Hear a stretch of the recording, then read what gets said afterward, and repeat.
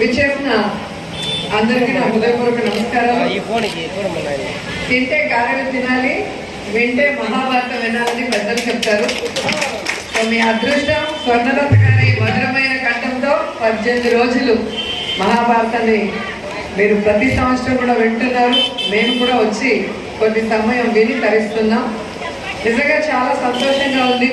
ఒకవైపు వర్షం వస్తున్నా కూడా మీరందరూ కూడా చాలా ఎంతో ఓపికగా కూర్చొని మహాభారతాన్ని వింటూ ద్రౌపది అమ్మ తిరునాళ్ళలో భాగస్వాములు అవ్వటం చాలా సంతోషం.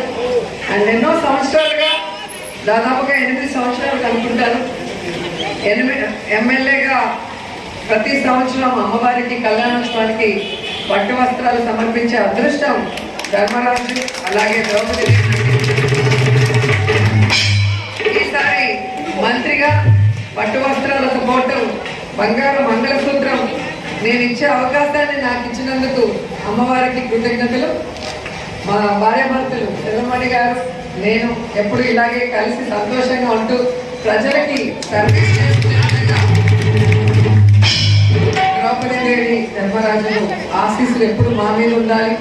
అలాగే ఈ ప్రాంతం అంతా కూడా ఎప్పుడు ప్రజలు సంతోషంగా ఉండాలి, అభివృద్ధి చక్కగా చదవాలి, ఎవరికి ఏ కష్టం లేకుండా మేమందరం కూడా ఒక టీం వర్క్గా మీ అందరికీ పనిచేస్తామని కూడా తెలియజేసుకుంటూ, సో ఈ చల్లటి సాయంత్రం ఈ మహాభారతాన్ని వింటూ ధరించండి. అండ్ 18 రోజులు మహాభారతం, 9 రోజులు వాహనాలు చూసారుగా. ఒక్కొక్కరు అంటే వారి వారి క్యాస్ట్ కులాల వారిగా ఒక్కొక్క రోజు ఒక్కొక్క వాహనంతో ఈ ప్రాంతం అంతా కూడా ఎలా ఊరేగింపుగా ప్రజలందరూ జయజయలు పలుకుతూ మరి అమ్మవారిని తీసుకుని వెళ్తారో మనం చూసాం. ఈరోజు కళ్యాణోత్సవం.